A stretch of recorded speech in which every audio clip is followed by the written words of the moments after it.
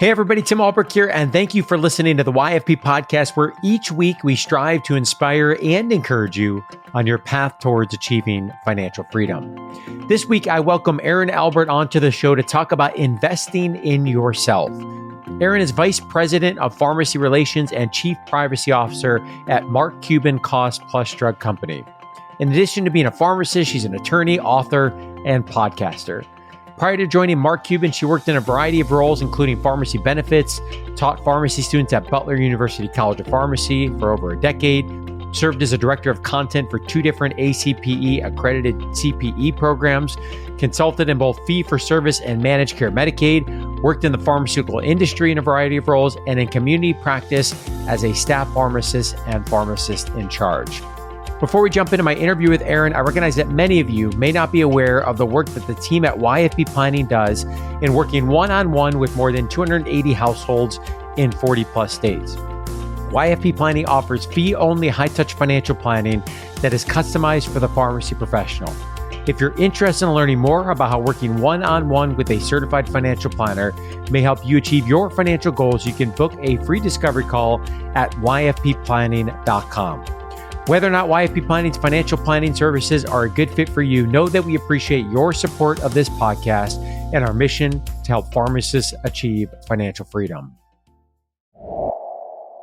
Erin, welcome to the show. Thanks, Tim. It's great to be here. Well, it's been a long time in the making. I feel like I've been following you on social media, LinkedIn in particular, for some time. I feel like I know you at this point in time, which is weird. I guess social media can have that effect, right? Yeah, I think it's a good effect though, right? Like, I love podcasting and listening to you as well. A lot of our fellow pharmacist podcasters are doing their thing now, which I think is great. I think we need to have more voices on pharmacy and in healthcare, because let's be honest, there's a lot of work to be done. That's right. Well, speaking of work to be done, today we're going to be talking about investing in yourself. So different take than the normal X's and O's of the financial plan. And Erin, before we dig into that topic, give us a brief summary of your career journey, including the current role that you have as Vice President of Pharmacy Relations, Chief Pharmacy Officer at Cuban Cost Plus Drug. Yeah. Thanks again, Tim, for having me on the show. My career started right here in Indiana, where I've gone full circle and ended back up at. I went to Butler University College of Pharmacy and Health Sciences. I won't say when, because now I'm too old to own up to that. But I really always loved chemistry and science, and was one of those like nerdy little kids that, geeked out going to the library. I, played some musical instruments in high school. Like, I always had my paws in a lot of different things in a good way. And so when I chose pharmacy, I knew that I was staying in state. And so it was between that other pharmacy school, Purdue, and Butler. And now we have Manchester here in Indiana. So I chose Butler. Loved pharmacy, but, ran screaming from the building after 5 years. I had had enough education, thinking, I'm going to go launch my career and I'm never going to go back to school again. Well, that was not what happened in a good way, right? So my life took me out to the Philadelphia area back in the late 90s when pharmaceutical manufacturers were kind of having their heyday out there. Had a lot of great experiences on the pharma manufacturer side, working in a lot of roles, but came home here to Indiana, continued to do that in industry. And then somehow I wound up in academia, taught at Butler University again, right back where I started in the school, the College of Pharmacy and Health Sciences. I did that for 10 years. Had the harebrained idea to go to law school at night, also went to business school at night. All my graduate programs were always when I was a working professional, doing it part-time, either in the evenings or on the side. And lo and behold, I was working for a broker advisor here in Indiana called Apex Benefits, and shout out to them. I love them. They're still my peeps. And at the time, one of the drug manufacturers was pulling their copay coupon at the beginning of a new plan year. And so I reached out to, lo and behold, Cuban Cost Plus Drugs, because they had an incredible price on imatinib. And imatinib, as you know, is chemo. It is not low cost. So I was trying to figure out a way to get our patients access to that drug at that low cost. And suddenly they reached out, the CEO and I had a chat, and all of a sudden I had a job offer.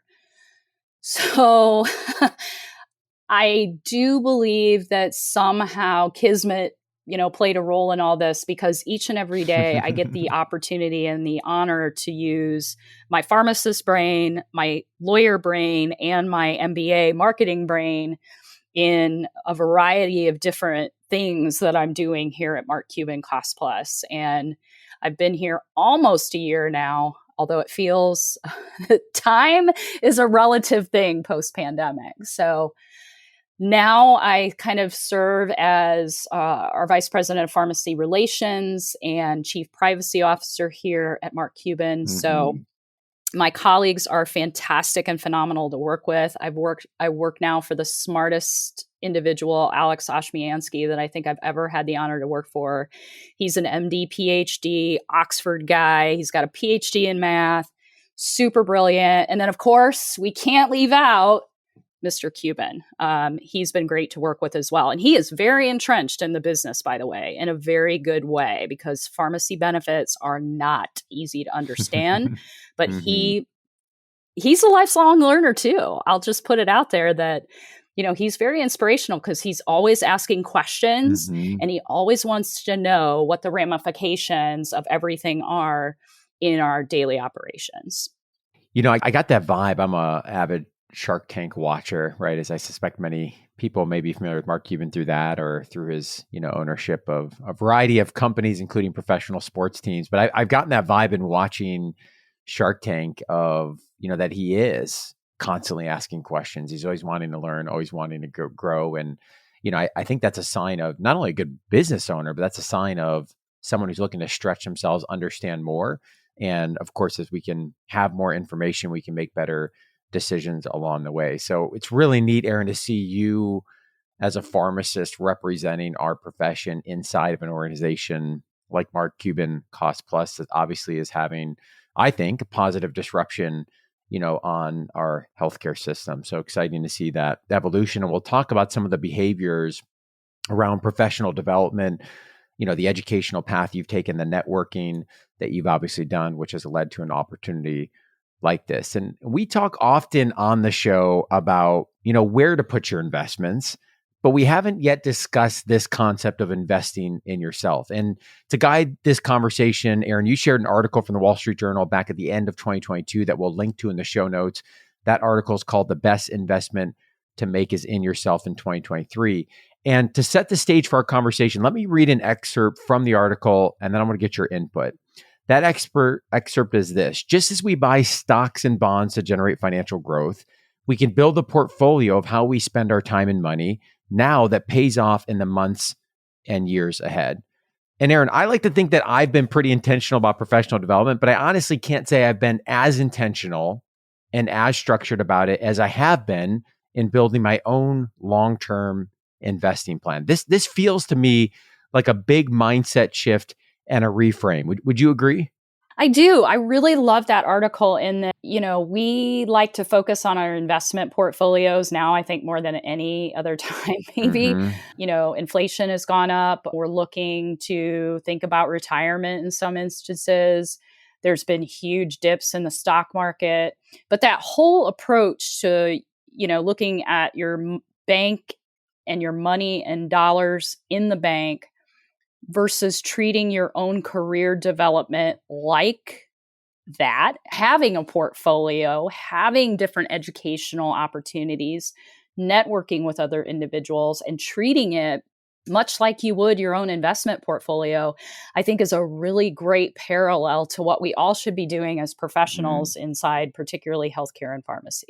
Yeah. And I think as I read that article, Erin, this concept of setting a long-term vision seems to be a really important piece to then be able to inform the steps that we're going to take today, right? And in the short term to get that long-term vision. And they talk about in the article some big questions that we want to be thinking about that inform that long-term vision and lead to those shorter-term action items. Questions like, what is my purpose? What is my passion? What am I doing this for? And as I've mentioned already, I see you as someone who's very intentional about goal setting and taking action. And so share with us about how you apply this strategy of developing a long-term vision with short-term actionable steps. How do you implement this in your own life, in your own professional development? Sure. So my portfolio kind of looks like almost a five-way intersection. It's really your strengths, your values, what you love to do, what the world needs, and what someone will actually pay you to do. Okay. So that's the framework for my own portfolio. And I call it an ikigai, I or love that. the French call it a raison d'etre. It's your reason for being, right? That to me is the long-term legacy game that we're all trying to play, I think. Mm-hmm. Mm-hmm. We all are incumbent upon ourselves to find out what that meaning is for each of us individually. So, when I coach students or, other professionals, one of the first questions I ask them is, what are your values? What do you personally value and hold above all other values? And I think that has to be the starting point for unearthing whatever your ikigai or your raison d'etre is. Understanding what is personally important and valuable to you. So one of my values, my personal values, is working on the frontiers of knowledge, new knowledge. I am a huge junkie of the future of whatever, XYZ.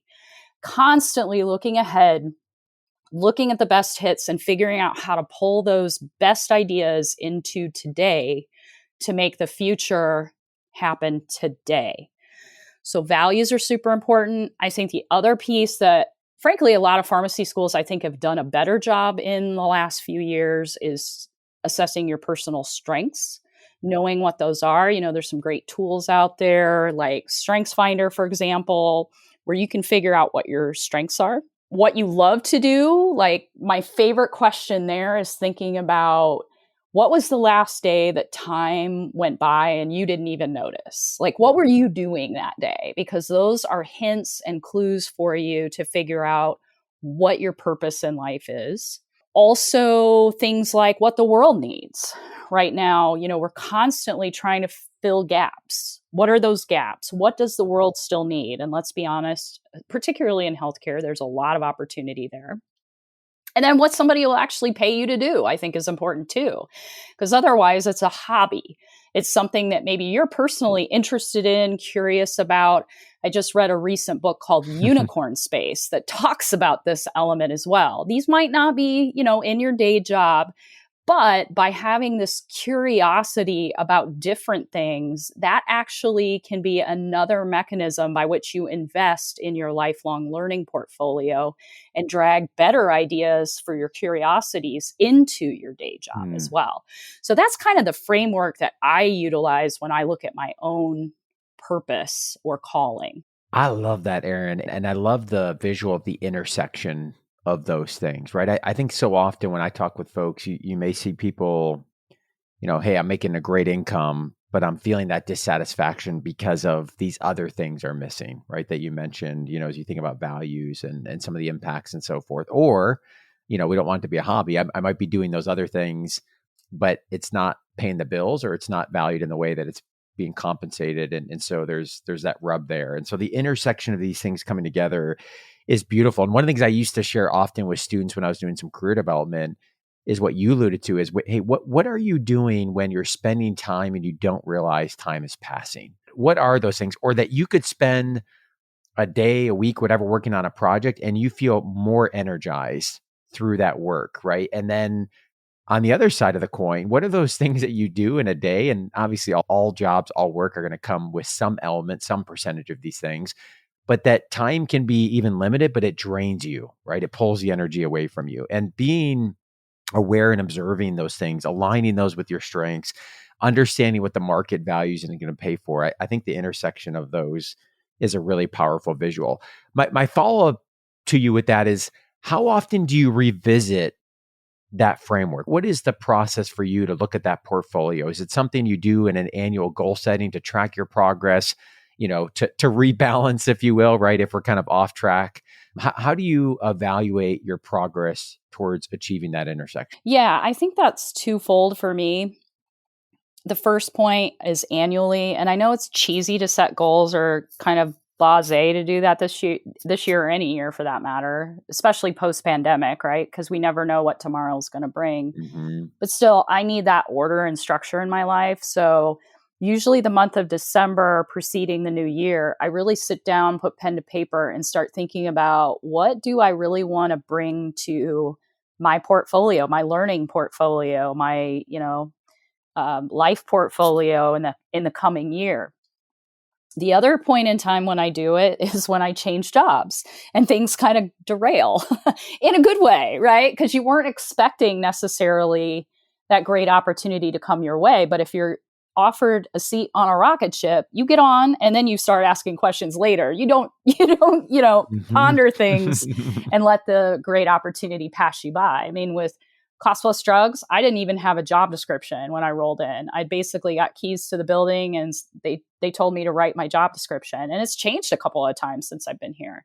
So I think anytime you have, your life's work or whatever is really, truly important to you at the time, and there's been radical change, I think that's always a good time to do a little bit of janitorial, if you will, on your portfolio to make sure that you're still headed in the right direction for you based upon your new situation.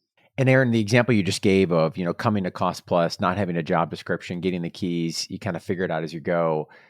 I think for many folks listening, they may not be comfortable, with that type of an opportunity, that type of an unknown. And so your mindset around that is really interesting to me. So where do you attribute, how have you become comfortable with the uncomfortable, that you say yes to an opportunity like that, knowing that there's certainly going to be some bumps along the way?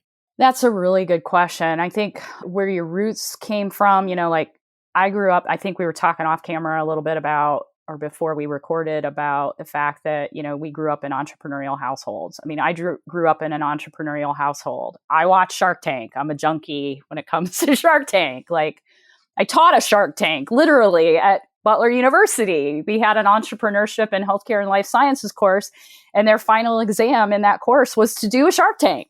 So I am a controlled or conservative risk taker.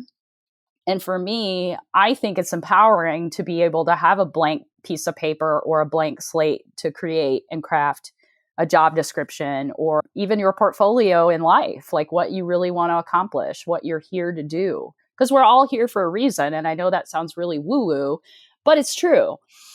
So for me, I love to just get keys to the building and I'll figure it out one way or the other. But, I get that sometimes people can be a little more, reserved or conservative and they want the checklist, right? But I think post-pandemic, if nothing else, it's taught us that sometimes there isn't a rubric, there isn't a checklist. So you have to keep investing in your own personal learning and development. So when you do get that blank piece of paper, you can run with it. Yeah. And I would encourage any listeners out there that are managers, supervisors, asking yourself, what could I be doing to create that culture that allows people to figure it out and to get in the messy middle? That's one of our core values, Erin, at YFP, is that we really want to have the team comfortable with taking some calculated risks, right? Obviously, there's discernment there. Sometimes that means we get it right. Sometimes that means we don't. And, permission to fail and to fail quickly and to get back up on our feet and move forward. And I think anything we can do from a management leadership perspective to foster that culture and to role model that, is going to allow us to hopefully make the strides that we need to make in pharmacy, but also in healthcare at large. So I love that. I love the concept of, getting comfortable with the uncomfortable. I want to shift gears. One of the things, Erin, this article talks about is how valuable it can be to pay ourselves dividends along the way, as a way to really start to reap some of the rewards and to keep the motivation going. And admittedly, I am terrible at this. So I'm someone who will set big, audacious goals and I'm all in grinding it out, waiting to celebrate until the finish line is achieved. And the problem with this approach is that we know that the feelings associated with achievement, right? With getting to that quote finish line are short-lived. And so we can be spending a significant amount of time grinding and grinding some more only to have that feeling of accomplishment be fleeting right in that moment. And so one, I'd love to hear your thoughts on that and what strategies you implement for these type of micro rewards along the way, these dividends. I call that the hedonic treadmill, right? Like, especially pharmacists, there's something about us that we love to set big, hairy, audacious goals. And then when we get there, it's like, what's next? For me, especially later in my career, I started focusing on the tiny wins because really that's what it's all about at the end of the day. You get to that big picture final countdown, whether it's you're graduating from pharmacy school or you're getting that new cool job. It's not about the big wins. It's about the tiny wins. So, I'll try to look visually around my day, mentally around my day, every day, to sit down and think about, okay, what was the tiny win of the day? What was the best part of my day? And then even, keeping what I call a jar of awesome around. I have a little, 365-day calendar. Each day I pull the tag off, and then whatever that was that particular day, I'll write it on that calendar posting and I'll jam it in my jar of awesome. And then at the end of the year, I go back and look at it and say, wow, especially on those bad days, right? When you're really struggling to find that tiny win, you have something to go back to and say, okay, it's not really that bad after all. We've had, a tremendous amount of tiny wins along the way, XYZ year. So it's really about the little things. It's not about the big picture stuff. And I know we all need to have those large goals, those lofty goals to get to. But don't forget the tiny wins along the way as well, because I think they're equally, if not more important. Yeah, I really like that. And what I'm hearing there is some type of process or system or activity, behavior, whatever we want to call it, that really captures, those wins, captures the things that we're grateful for, in the moment, because it's easy to lose sight of those. One of the things I started doing recently, and shout out to my partner, Tim Baker, who gave me this idea, is I'll do a morning gratitude exercise, 5 minutes, kind of micro things of the day that I'm grateful for from the day before.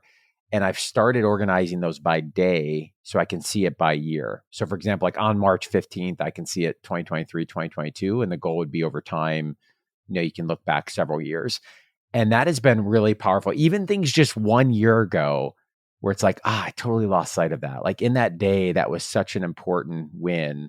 And I find it to be very grounding for exactly what you're saying, kind of enjoying those small wins, enjoying the day and the moments and being present in that. And, kind of resisting against that urge to be focusing on these massive goals that may or may not come in the future, and that to be a fleeting, reward when it does come. So love what you had to share there. I want to pick your brain on disruption in education. You and I both were former academics. I feel like we're academics at heart always, but considering the disruption we're seeing in education, with expanded accessibility at a lower cost. So I'm, really referring to things like the massive online open courses. It feels like we're stuck between a traditional model that values the more structured training programs defined by degrees and credentials, right? Think PharmD, residency, board certification. All the while, those structured programs may not be as customizable, affordable, or relatable as other learning opportunities that are coming out there. And so as someone, Erin, who holds 4 degrees, if I followed the journey correctly, bachelor's, PharmD, MBA, JD, but also values ongoing professional development and learning, right? Books, podcasts, courses, etc.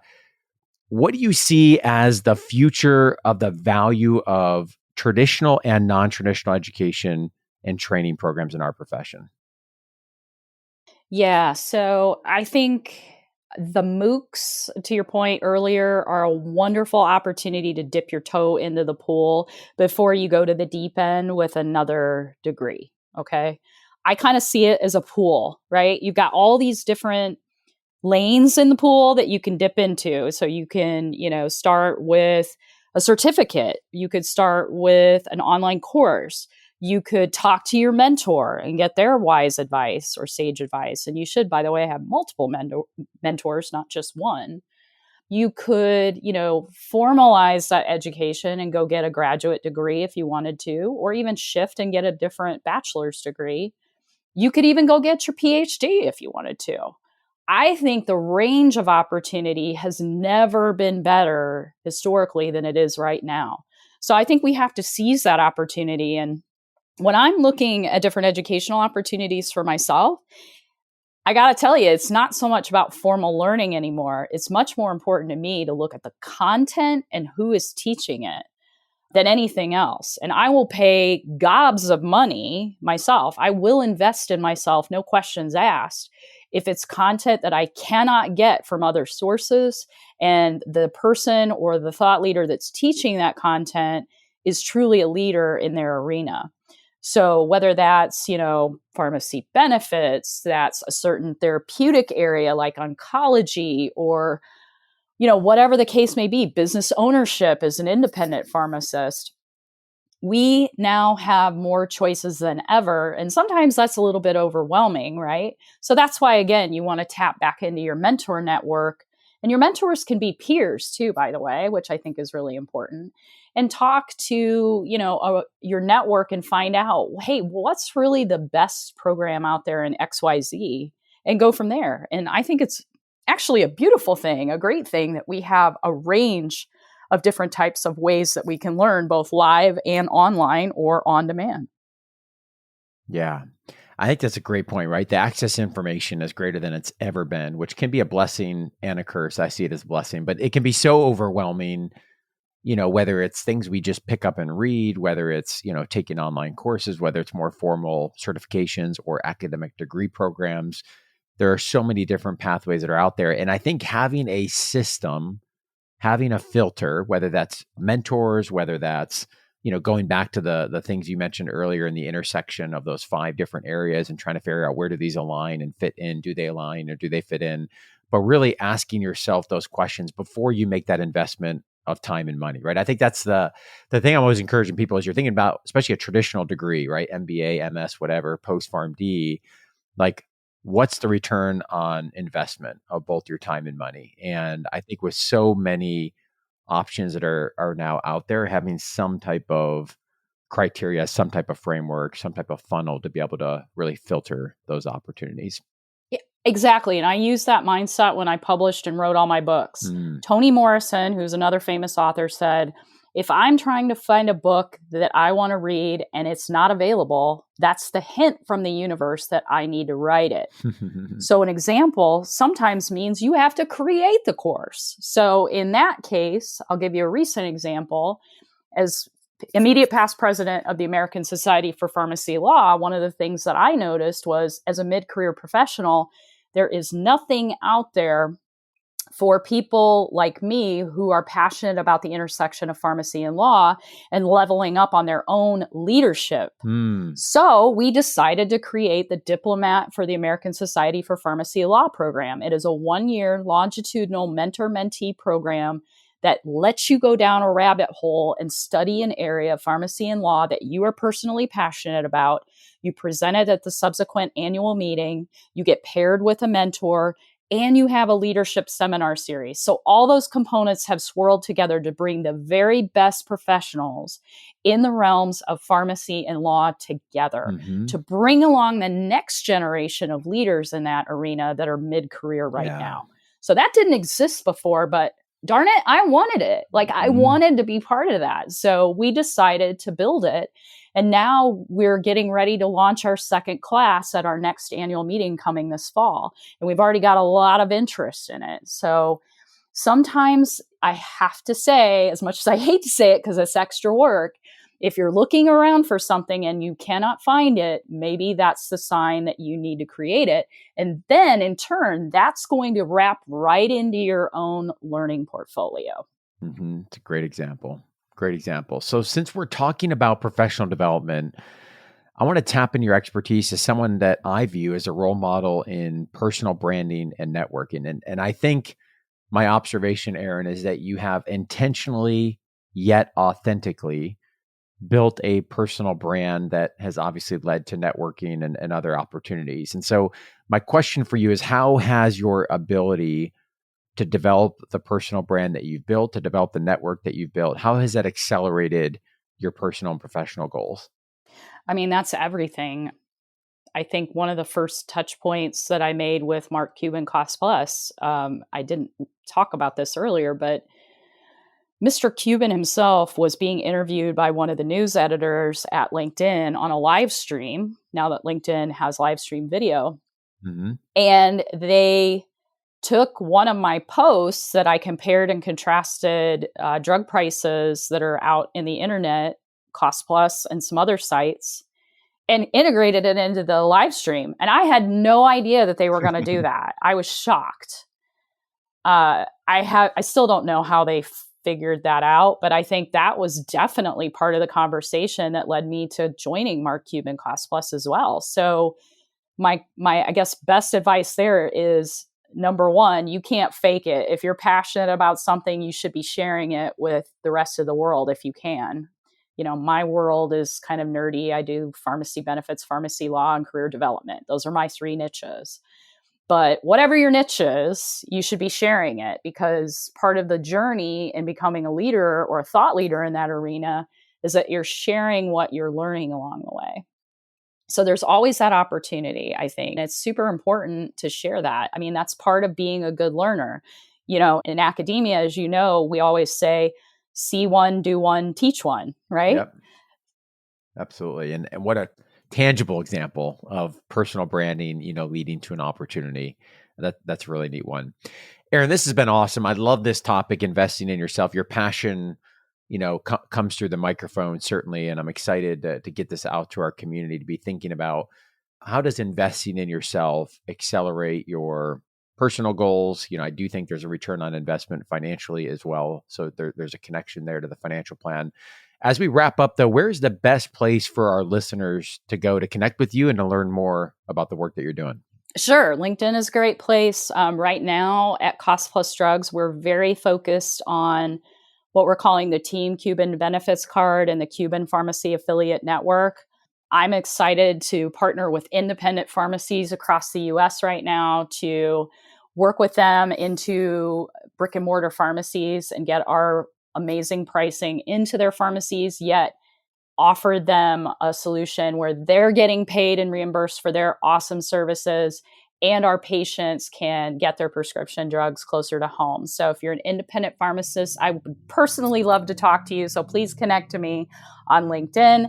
Every Saturday morning that I am home, I also do a quick 20-minute live stream on LinkedIn that's audio only. You do not want to see this camera face. This face is not ready for camera at 9 a.m. Eastern time on Saturday mornings.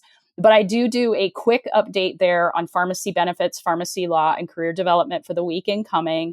And then I do publish a newsletter around that after we have our little morning coffee clutch and chat.